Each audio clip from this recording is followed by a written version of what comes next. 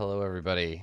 Welcome to episode number 11 of Roll20 Presents The Sprawl. I got all busy between when we went live and now fixing the audio problems we were having, and I didn't have a chance to fix the overlay. So I'm going to bust open the Photoshop over here, and we're going to do a little We little got live Blue Jay production. color, yeah. So the three of you can go ahead and be entertaining for the 5 minutes it's going to take me to upload. Well, I believe oh my god, Dave, shut up. Good stuff, Dave. Good, no, he didn't say entertain yourself. He said be entertaining. It's different. I believe we have an episode of Is It Cyberpunk to Yeah, do you want to perform. play? Go ahead and play Is It Cyberpunk while I fix I think this. Whose turn that is it? or we can do the like how was your week thing, Yeah. which we haven't done yet. How was your week, Elf? My Happy week- belated birthday. My week was great. My birthday was yesterday and I'm 26 now. Ha, that's my news. Little baby. Yeah, that's how it feels, definitely. 26 is like barely getting started. And I'm looking forward to being Evil Witch this weekend at LARP. It'll be great. It'll be super fun. I love being evil.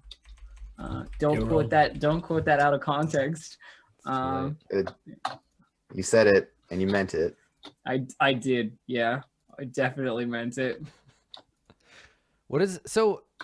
Okay, what's the difference between in a LARP like the kind that you play? Yeah. What's the difference between playing an evil PC and playing an NPC, like non-mechanically? Obviously, mechanically, there's like stuff, but like, because I feel like it's all PvP anyway, right? Non-mechanically, it's not generally a lot of PvP. At least Really? where I am, like the PvP is like the kind of PvP where you stab the other guy in the back and then deny it later. Right. Okay. I thought that was going somewhere totally different, like the PvP being something that you do in the bunks after you actually finish the day. I mean, I'm not saying that isn't true, yeah, I mean, the thing with NPCs is that they generally have access to resources that players have to acquire. So you're talking about like the difference between the orc warlord who lives, 2 miles away and the local cult leader. Like those two people have different impacts on like the world as a whole. In terms of like PCs generally don't have the support of non-PCs in doing very much. Like they're not going to send the NPC team out to be your cult, and help you. So you're sort of like down to your own resources and other people's player resources, to maintain your evil. Maintain your evil. The other thing about it is like players exist in the world at all times. So like for that 24-hour period or whatever across 3 days, like 24 hours per day, you're in character and you exist somewhere on the playing field. Like whether that's camped out in the woods, like at the property line of like the place we're renting, or living in a house in the like a cabin in the central town area. Mm-hmm. You're accessible sort of like to it to an extent, whereas NPCs are not necessarily, right? Got it. An NPC actor, like somebody who's playing the NPCs, is going to have very many roles to like fulfill.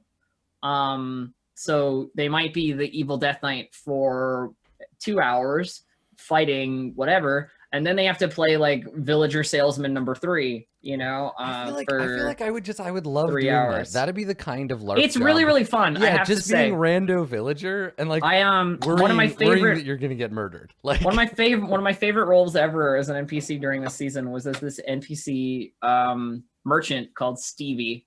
And Stevie basically like started as somebody who like picked random stuff up and sold it, but managed to be successful enough in acquiring gold that over the course of the season she became like the preeminent vendor of the entire town. Like everybody would come to me to like trade things or like get things, and she just started as like some shit selling merchant. Like she was selling like a toy with a toy doll with a crown, and I would just sell it up like, oh yeah, it's a doll of like King Alexander the Second, and it's definitely that. It's not definitely just a generic doll that I found on the ground somewhere. I feel that like, kind of stuff. I feel like so often in our quest for like adventure and excitement in role-playing games, we forget how much fun it can be to just kind of tell a mundane story together. Oh yeah, Like yeah, that's the yeah. thing that I really like about Sagas of the Icelanders is that you know, in D&D, it's like, who's going to kill the Goblin King? And in Sagas, it's like, what am I going to do? My crops aren't growing.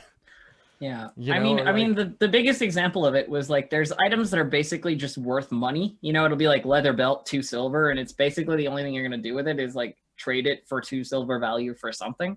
Yeah. And I was managing to upsell every time, like 3 or 4 silver on like the low stuff, because I would be like, leather belt and another leather belt and another leather belt and another leather belt and some incense and a black silk dress and a collar. So you just This is the bedroom special. You just Buy get it real all for good. blank money, you know, and it's like way more than all the stuff is worth. But because I can create some story with it, people were like, yeah, you know, my like God. I'm totally just upselling LARP game. Good work. basically. That's kind of amazing.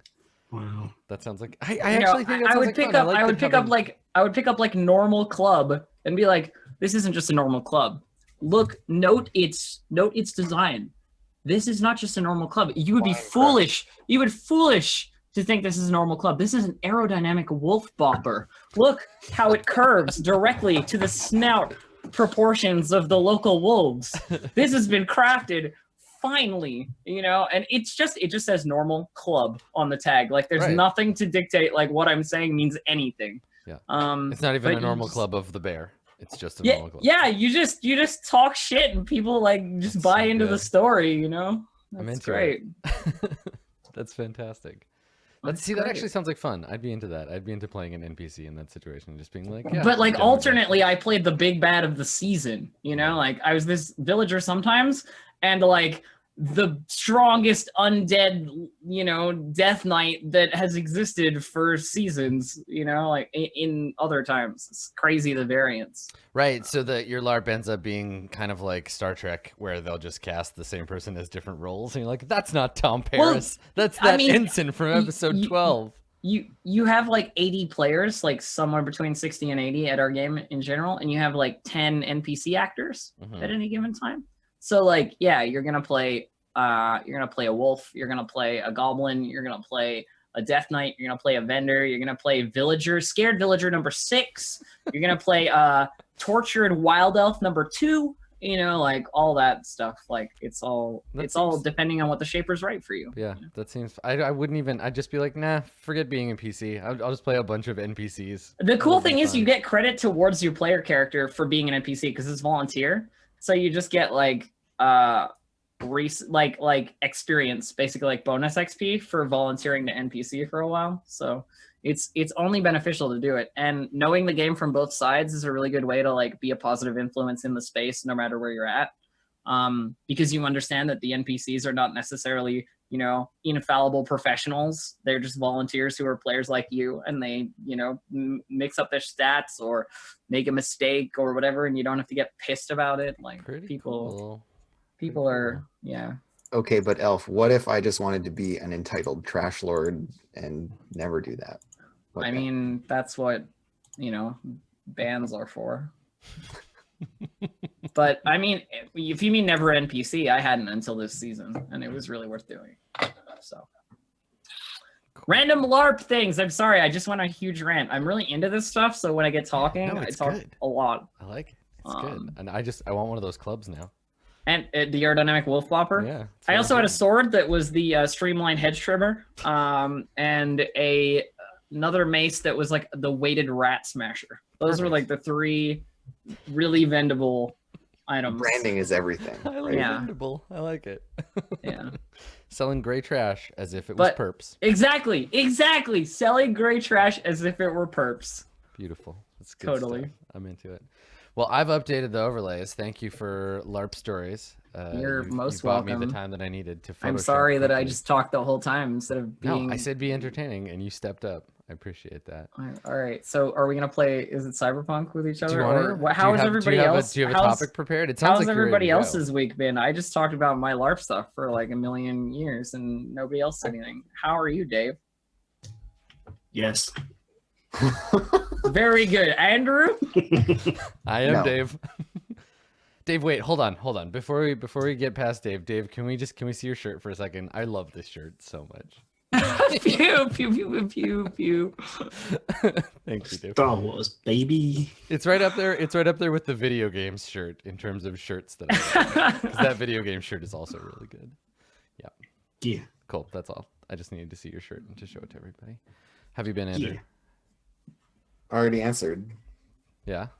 Dave said yes, Yeah. and I said no. No, you Oh, just all right. haven't How been. about you, Adam? What's new with you? I'm great. I prepped the Sprawl yesterday, and I'm Sweet. excited to play. I'm excited too. Yeah, I'm curious to see what the game is like with 3 players, because this is the first time that we've done. Yeah, we've done right? That. Weird. So we have a hunter, a hacker, and a pusher. And I've read the Matrix rules. They're not as complicated as I thought they were. They're basically just some moves you can make it. And No. they're definitely Yeah, weighted on the PC end. So it's more like how will I react if Dave fails certain Matrix moves, but it just adds a few basic moves to the hacker. So Cool. yeah, they should be pretty straightforward. Yeah, and I put together, speaking of straightforward, I put together a relatively simple mission for you, but I think that the tone of the game is going to shift pretty dramatically. Like these characters are Yeah, they're really very different. Yeah. Like super different than the last one. We're political. Yeah, the game has gone from cyberpunk to cyberpunk. So it's very very different. We lean in and okay, so of the people and don't, this is not me like nerd gating you or like anything, but of the people that are playing this game with me right now, how many of you have read Neuromancer? Because I'm gonna make a reference to a thing. Yeah. Okay. Good. Okay. So I was talking about this during the prep stream, but I really feel like this group is the Panther Moderns. Like Yeah, you're kind of. they're only in like one chapter, and they're definitely like a contact of the group. Like the last group was Case and Molly and Armitage and stuff. But this group is the Chaos Gang. So I'm super excited about that, and I'm kind of angling the missions towards that because your directives are all kind of about that. Good. Did you pick a second personal directive? I just have vengeance. for you. I didn't yet, but I can very easily. I just need to look at the list again, which means I have to access the PDF, which means I have to find it. So I'm just doing. I mean, also you can wait. You can just like do it in game. We can do Burning Wheel style where you just make up one. You're like, wait a second, this is my directive. Yeah, I probably will. All right. I have discovered my directive. Yeah, totally. That's completely fine. My directives, Adam, by the way, I don't know if I did this off camera or not. I but saw they're them during illustrious. I saw them during the prep stream. Illustrious and compassionate. Yeah. Yeah. Okay. Good. I just wanted to make sure you hadn't changed them since. So Okay. guys, I'm gonna tell you right now that I want to be famous, and I want to put my compassion for the powerless ahead of the mission. I want to fuck Okay. up the Combinat so far. Yeah, I you want wanna- vengeance on them and their business. And We are then- in alignment. I want to lie, and I want to endanger the mission to cause chaos or destruction. Sounds great. Awesome. So I want to figure out how to make deceptive work. Yeah. So I guess the way to do that, because can you read the description of deceptive for me? I just want to have a little player powwow Yes. with everybody before we start. Okay. When your lies about your identity or your past put the mission at risk, mark experience. Right. So I need to give you opportunities where someone is like knows about your past and might Yeah. expose it. Yeah, Okay. it's about having skeletons in your closet, and I had the same one with Flamingo, Yes, you and did, it and it never it came was up. just the thing that didn't really happen. So I guess I mean- what we need to do is you need to think about what you're lying about and let me know off camera. Yeah, I mean, as reference, Also- I did my homework finally and watched Hackers. So it's like, oh my god, can we talk one about time- Hackers for a second? Oh god, I love that movie. It's so bad. What did you think? was You hadn't terrible. seen it before. Please, I'm Oh, going back to the other God. overlay. We're talking about Hackers for a second. Has everyone It in was- this? Have we all seen Hackers? I can tell. I haven't seen Hackers. Okay. Wow. Well, we're But not. here's the thing. There's nothing to spoil, and it's terrible. But I will explain my stance, okay. which is that I don't like kitsch or things that are like so bad that they're good. Okay. So let me. I watch them and I'm just like, this is bad, and I have taste, so I'm not gonna watch it. So it's not kitschy. That's only a thing that has happened over time. When they made it, it was very like serious and like. Oh, I know. Yeah, they're yeah. So it's, I don't think that it's, I wouldn't call it kitschy necessarily, because I hate kitsch and I love hackers. And it's bad, but not in the same way that like Sharknado is bad. It's bad because it's tonally like they missed the point. And what I think is interesting about it is that it's this slice of like what the 90s kids thought was like cool about hacking. I love the outfits so much. Right, and Like, there is stuff. There's a lot about Oh. its aesthetic that I actually think would like work. Like if I saw someone dressed like a character from Hackers, I wouldn't be like, you look like a dummy. I'd be like, yes, no, good. Except that one outfit where he's got like everything camo. Oh god, that's horrific. It's the worst thing I've ever seen. Yeah, It's something. It was really fun to watch, just for the references and to get an idea of maybe if I'd been a couple of years like older, like that might have been what it looked like kind of in high school, or what cool people thought high school looked like, or something like that. And yeah, it just totally misses the point of all the things that we're like putting emphasis on in the cyberpunk stuff we've talked about so far. It's like boy wants to get girl, boy has a computer, I guess, and a criminal record, and he's badass, except it's terrible and he's not badass. The thing that I like about it is that it's like there are actual, like in that time there are actual like books and like cool counterculture like things like, you know, zines, and like things about hacker culture that existed. And it's like the people that made that movie knew they existed, but weren't cool enough to get their hands on them. Like they're like, hey, can I borrow your back issues of that cool hacker zine? And the cool hacker was like, no. And they just got to see the cover. No, buddy. Yeah, they got to see the cover and they were like, okay, I could like take some guesses at what that the cool kids might be doing. And it just feels like this really earnest attempt to be cool and total failure. And that's the thing that I love about it, is that it's so earnest. Yeah. The fuck the police parts are the best because they're so incredibly tame. Yeah. It's right. like the police is just like a notice that says out of order on some payphones, and they're like, gotcha. I'm like, wow. Yeah. Take that, the system. Yeah, it's really special great. because it doesn't feel like crass, I guess. It feels really like they were like, yeah, we're making this cool movie about like fighting the power and like being, it feels like the Spice Girls directed a movie about cyberpunk. Without any of the stuff that made the Spice Girls interesting. It was, yeah, it's a fascinating piece of cultural artifice. Do you want this to just be a 4-hour-long documentary about the movie Hackers? No, I just wanted to talk about Or hackers. we can do like a director's cut thing where we watch it and you comment. I think it's important. Or director's commentary. Yeah. You should watch it. You should watch it, Andrew. I think even if you don't like the things you think that it might be, watch the first like half hour of it and then decide if you want to finish it. Anyway, Hackers. I think it's important to the 90s and to cyberpunk generally. Also, the soundtrack is great. Well, Adam. Yeah. Important question for you. Yes. Are the Spice Girls cyberpunk? I don't think so. I don't think they're techie enough to be cyberpunk. Okay. That's fair. I think they're underrated. I will say that. I will say that I think the Spice Girls are underrated. But I don't think they're cyberpunk. No. All right. It would have been really cool if one of them was Cyberspice. That would have been awesome. Yeah, like Robot Spice. Yeah, like let's get rid of let's get rid of Posh Spice. Let's chuck her, and then and then get Cyberspice and Cyberspice. Yeah, Cyberspice and fuck the bourgeoisie spice, and you got fuck the bourgeoisie spice. The narco-synastic spice. I guess that's maybe Posh Spice is the reason the Spice Girls aren't cyberpunk. It's her fault. Maybe. I mean, she definitely pulls any kind of punk element out of It's there. your fault, Beckham. Yeah, Scary Spice is the best one. She's the coolest. All right, Andrew, what do you got for me? Elf is organized crime cyberpunk.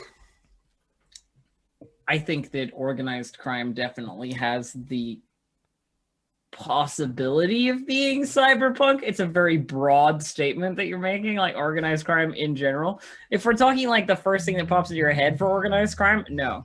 But the overall like future of organized crime is probably very cyberpunk. It's basically what we're playing.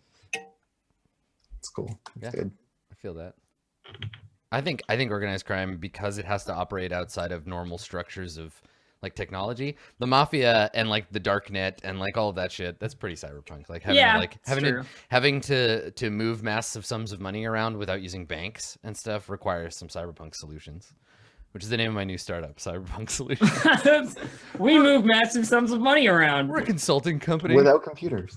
Oh my god, that would be great. You'd be like, yeah, we're an IT consultancy, Cyberpunk Solutions, and they call you in, and you just go in there and just beat their mainframe with a baseball bat. Yeah, exactly. I'm here to solve your problem. The problem is you exist. Throw a Molotov cocktail in the CEO's office. Yeah. Perfect. That's very All right, Dave, here's a question for you. Okay, Are computers cyberpunk? Jesus. I mean, yes. I feel like quintessentially, yes. There wouldn't be cyberpunk without computers. So maybe they're not cyberpunk in themselves, but it exists because they exist. The creation was very like corporate, and it was to do with like boring accounting shit that nobody cares about. But people eventually realized their true potential for being Punk machines. yeah. I think personal computing's early history is pretty punk. Like the first Apple computers, they're pretty punk. Way back in the day, Steve Jobs and Steve Wozniak were kind of cyberpunk.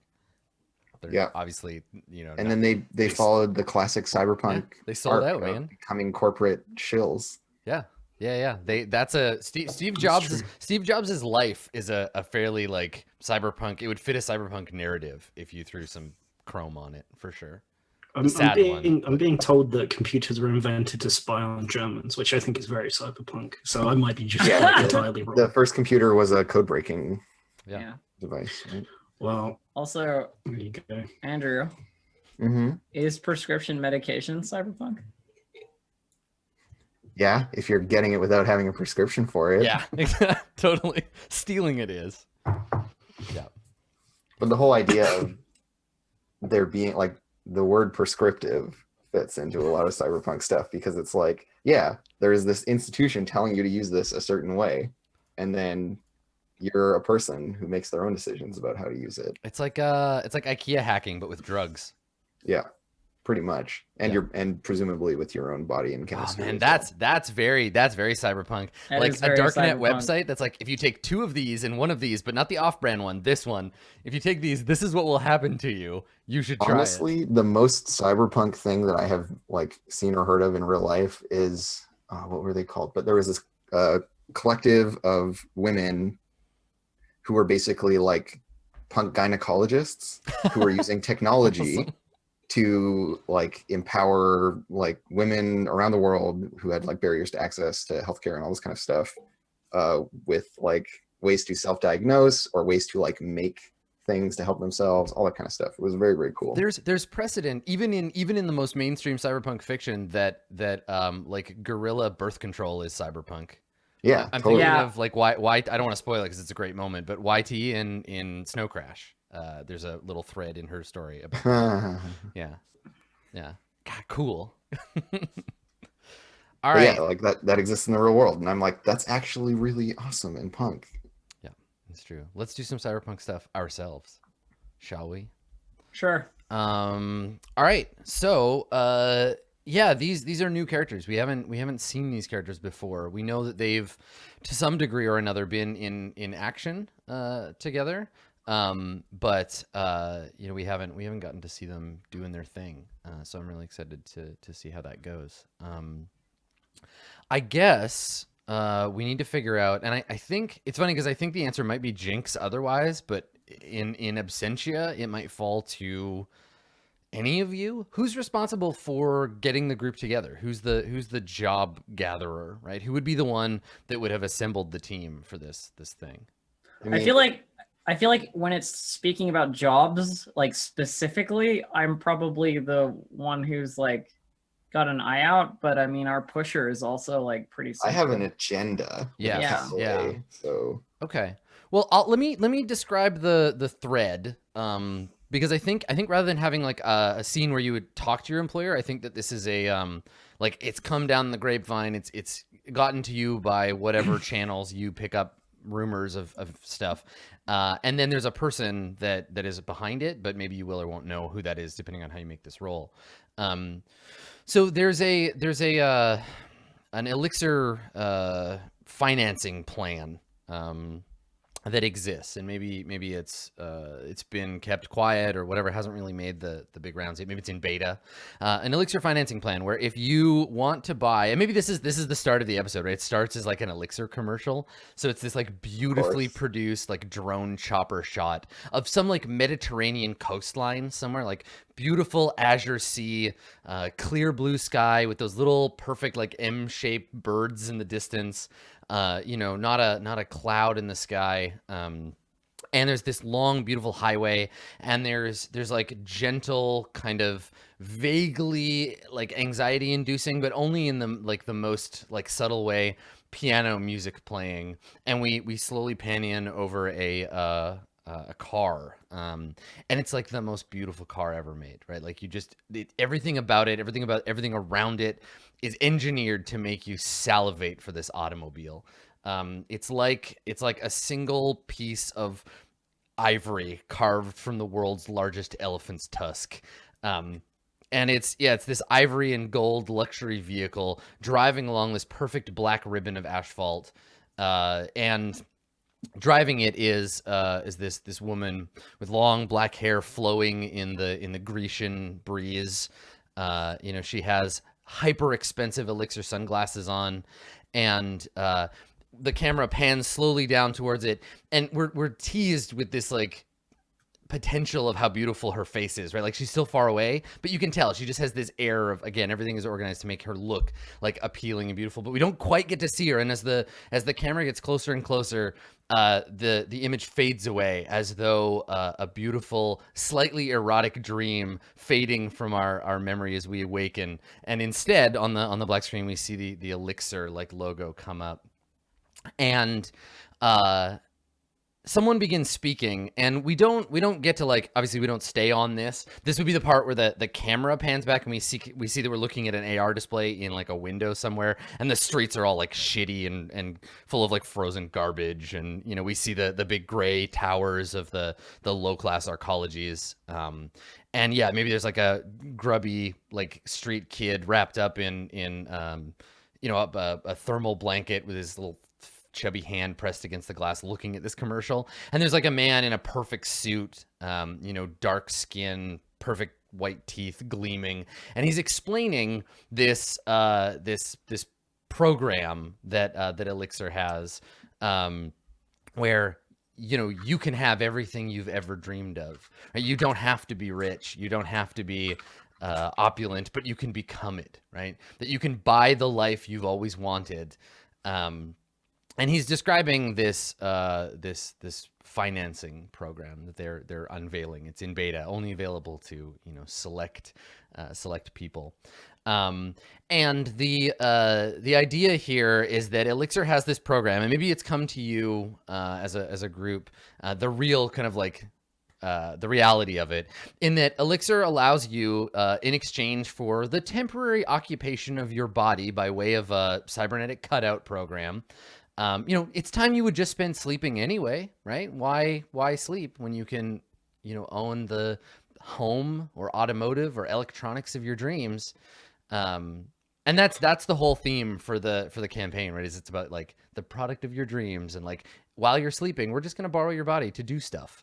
And it's like working. This thing that you buy with this money is literally the product of your dream. Exactly. Yeah. Right. So there's this thing, and it's you know, and the ad through the grubby plastic of the window of the market, you know, we see all these kind of like actors playing poor people, right? Like they're made up to look destitute, but like transforming into the glamorous version of themselves, you know, with the car and the home and whatever of their dreams. And yeah, and so it's come to your attention that that maybe the Elysian promise that Elixir is making isn't quite what it's shaped up to be. in the email that you're getting, or whatever the information that is leaked to you, is that someone, the whistleblower in this case, the person sending you, is saying that this is essentially just indentured servitude. That there are people who have signed up for this program who are losing more and more time. Some, go weeks without being conscious in their body. People ending up sick or hurt.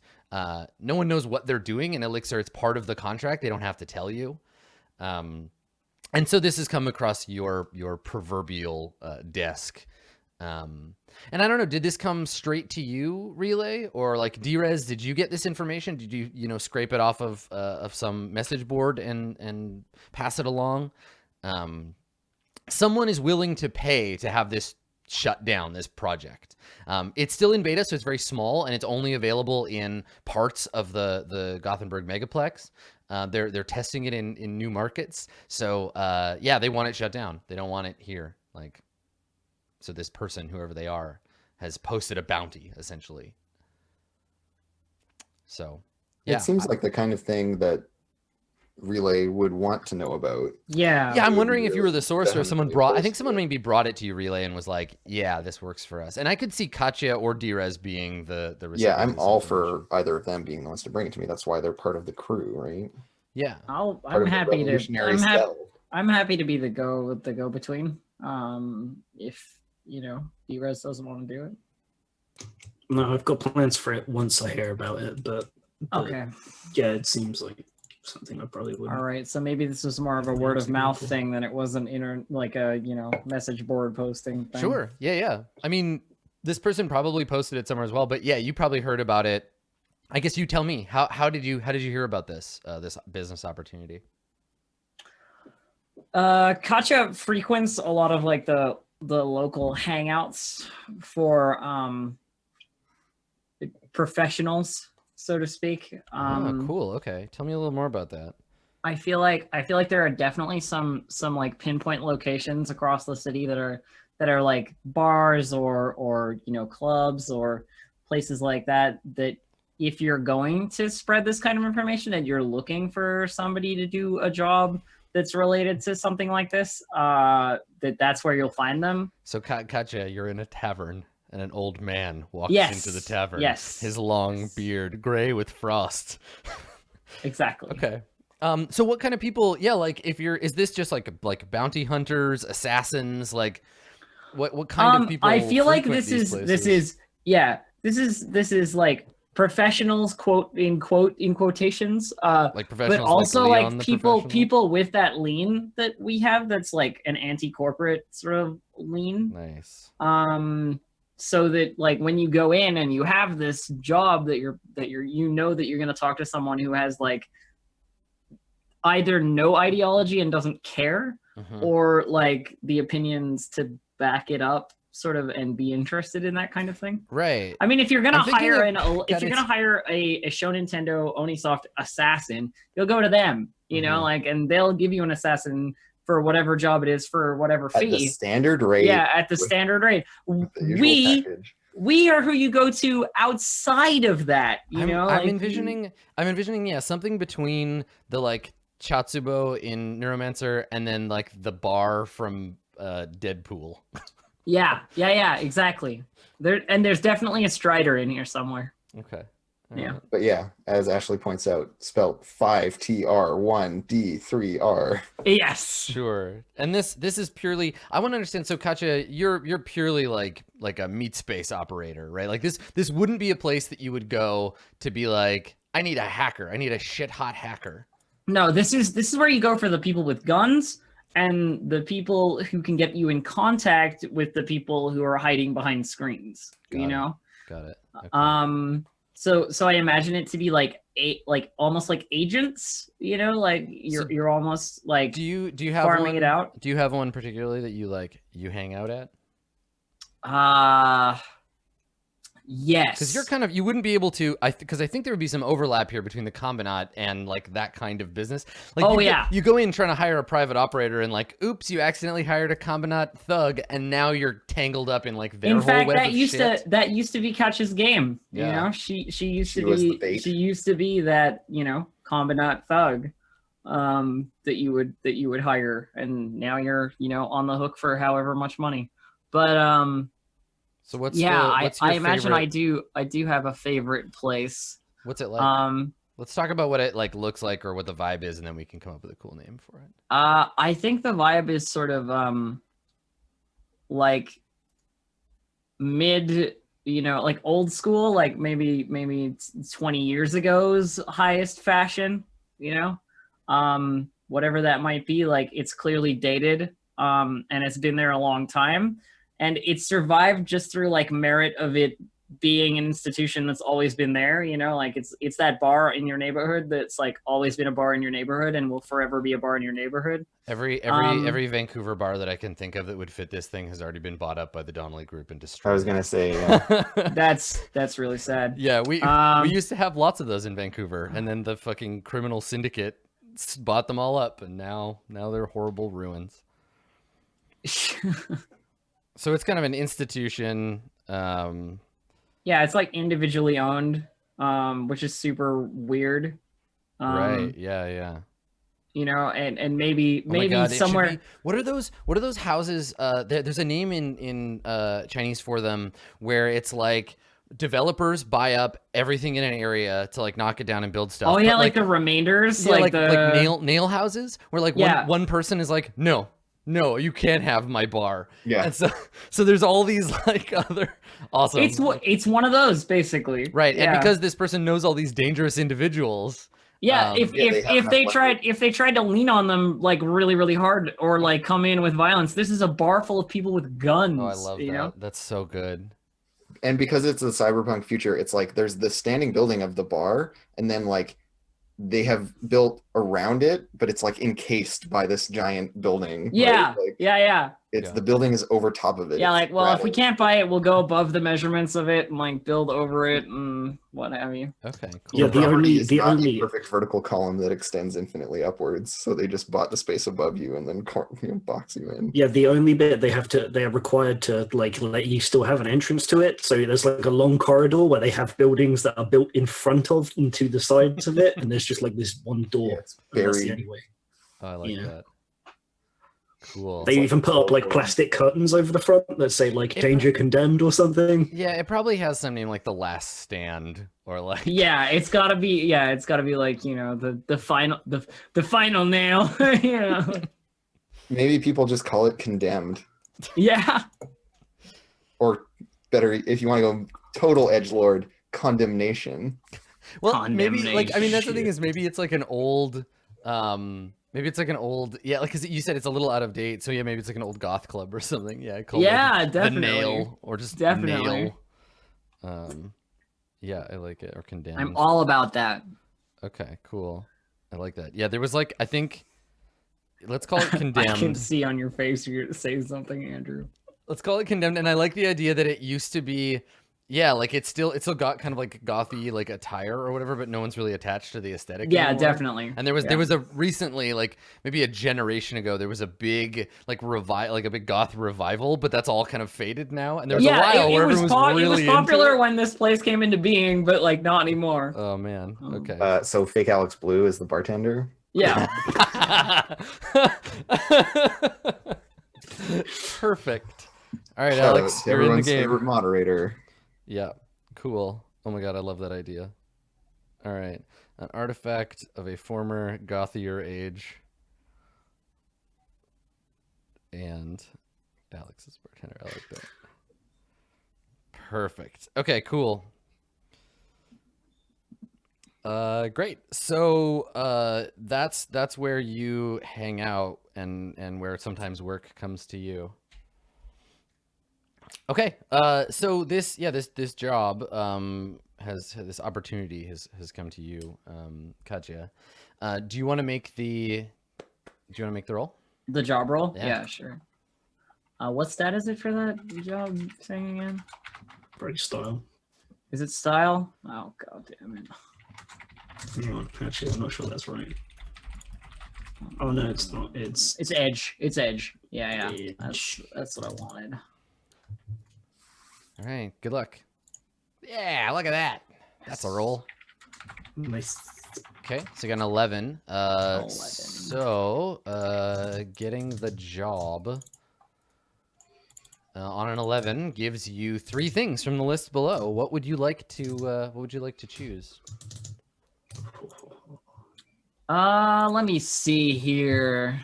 And because we're not just desperate criminals, our priorities on this move are very different, which I find quite interesting. Yeah.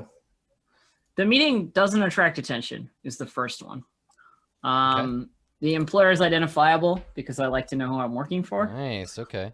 And what do you think?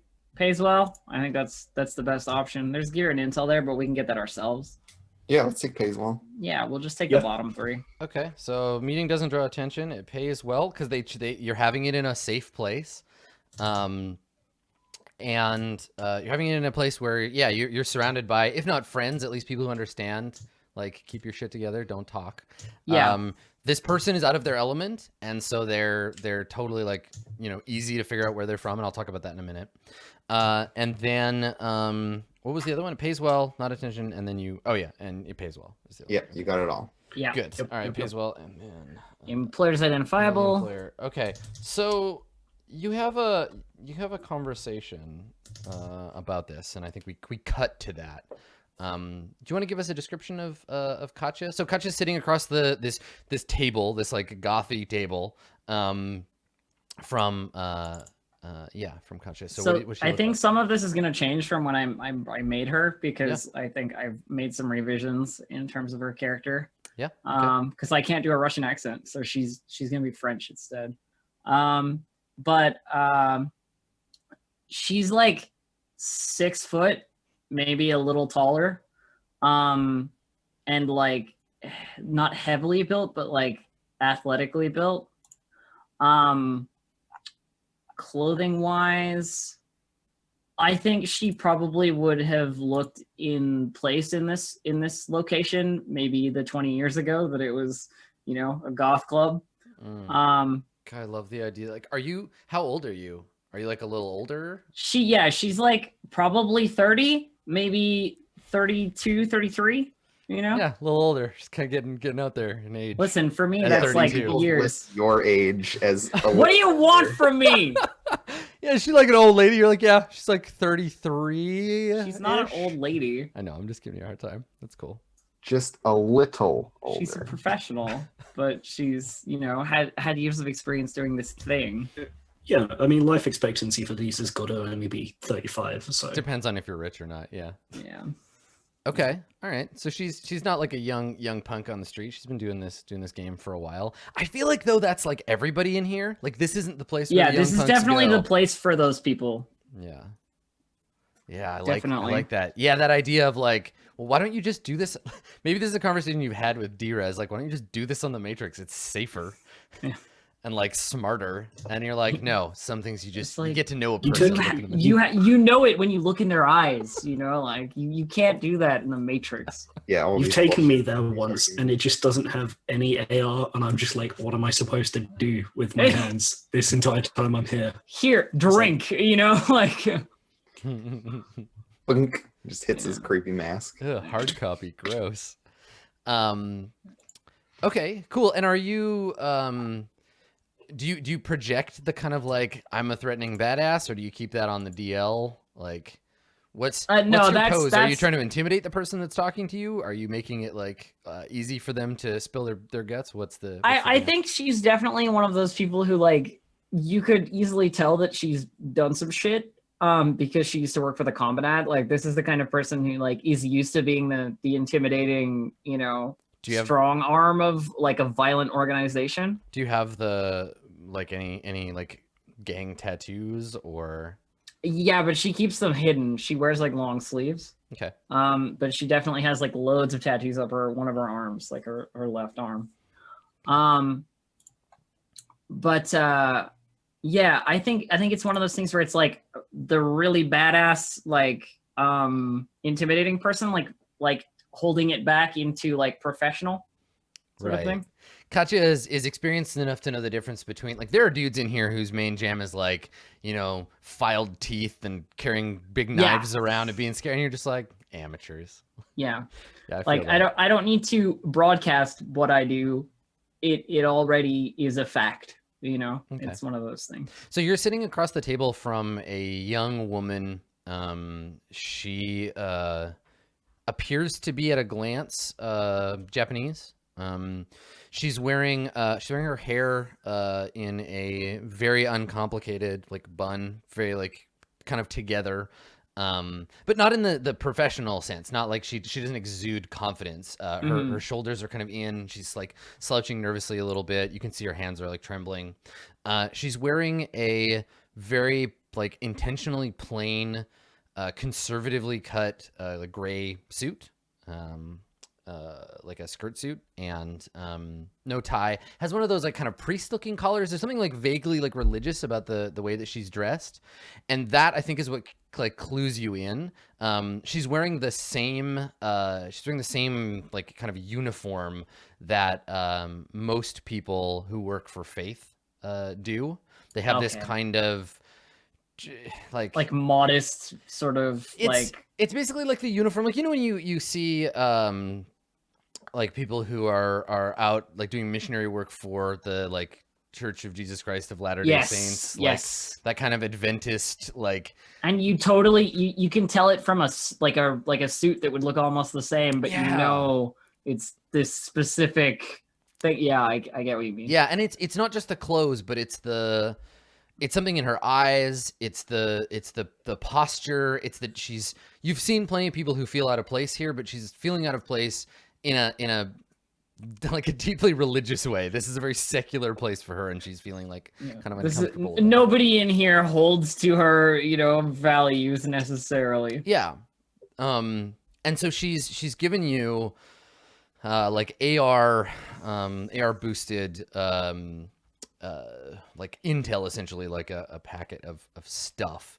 And it seems mostly to be about the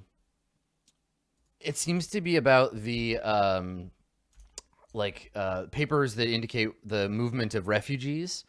There is a ship, maybe like 4 or 5 months ago, a ship of American refugees who came to the Megaplex after being displaced from, you know, some like southwest like town that they lived in. So they made their way east to a port, and then you know, and managed to ship their way out here, all sponsored by Faith. And so there's this like refugee information that tells you about these people and their arrival. And she's saying to you, you know, it's absolutely a shame what happened to them. We had a plan to get them all work, to integrate them into Megaplex society, but once they found out about the financing business that Elixir was offering, and frankly, I think they targeted them specifically. Vulnerable people like this need to be protected. They need to be shepherded into their new lives, and Elixir came along with their fancy guns and clothes and cars and drugs, I think, and hooked them into this program. And you look down, you can see there are a bunch of like pamphlets and stuff that she's collected, advertising the Elixir program. There's a like intake packet, you know, explaining how to get started with the Elixir, you know, True Dream program or whatever. Maybe they call it the Dream Come True program. And so it kind of like highlights that, and she says, and so they've all just disappeared. The last of them that I was in contact with, I haven't spoken with him in days, but this, and she like taps the pamphlet. She's like, they were all involved. I'm just so worried about them. And this is a virus, this program. And you can see when she's talking, she like touches her earlobe a lot, and she's not wearing jewelry, but there's the little hole of like an earring, and she keeps like touching it while she's talking. And she like nervously, it's just like an obvious nervous tick, and she just like shakes her head, and she says, but I understood that you, and by which she means not you specifically, because she just sees you as the The intermediary. Well, she sees you as the extruded like sensory organ of this dark place she's found herself in. She could be having this conversation with anyone. So I understand that you are the kind of people who can, for money, put a stop to these sort of things. Certainly, if you express exactly what it is that you are wanting with the people at the end of it. Because what I am hearing is, oh, I am very concerned about their well-being. But I think what you are trying to express is that you personally, with your own group, would like their attention. Yes? She kind of squints at you in the dark, and says, I don't understand. I'm just worried about them. We spend so much time and energy and money getting them to safety out of that terrible war zone, and now what? They're slaves to some corporation? It doesn't seem fair. It's not right. We're trying to save them. And you can hear the capital S when she says that. Like, it's a save registered trademark of Faith Corporation. And she says, we're trying to save them. I have money. And she puts down like a registered like cred card and like slides it to you. And she says, the person that I spoke to said to bring credits. That's not all of it. You'll get the rest when the job's done. But she like looks nervously at it. See, this is what I meant.